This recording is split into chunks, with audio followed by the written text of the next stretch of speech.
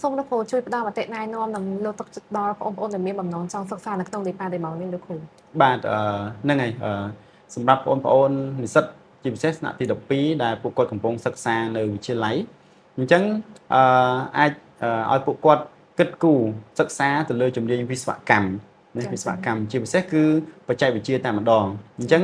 បើសិនបើពួកគាត់មិនទាន់នឹកឃើញជំនាញណាដែលគាត់គិតថានឹងសមរម្យឬក៏មិនទាន់គិតច្បាស់លាស់ទេអញ្ចឹងគាត់អាចពិចារណាទៅលើជំនាញខាងវិស្វកម្មទូរគមនាគមន៍និងអេឡិចត្រូនិកព្រោះថា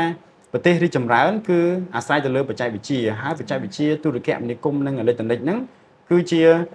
វាមានស្ថិតនៅភាពកម្រអត់សូវមាននរណាគេស្គាល់ច្បាស់តាក់ទងនឹងអីគេទូរគមនាគមន៍ហ្នឹងណាអញ្ចឹងរាល់និស្សិតដែលពួកគាត់បញ្ចប់ពួកគាត់ចេញទៅគឺគាត់ទទួលបានការងារដែលសមស្របសមរម្យអ្នកខ្លះក៏អាចទទួលបាន scholarship ទៅរៀនបន្តនៅក្រៅខ្លាយទៅជាសាស្ត្រាចារ្យឬក៏ខ្លាយទៅជាគ្រូបង្រៀននិងខ្លាយទៅជាអ្នកដឹកនាំនៅតាមស្ថាប័នផ្សេងៗដែរអញ្ចឹង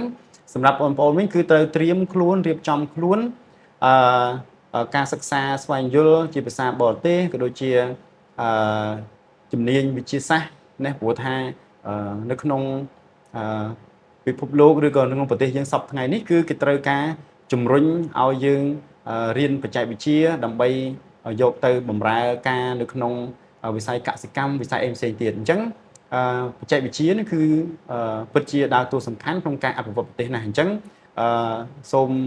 បងប្អូនអ្នកទី12ហ្នឹងអាចគិតថាយកជំនាញវិស្វកម្មឬក៏បច្ចេកវិទ្យាហ្នឹងគឺជាជំនាញអាទិភាពណាចា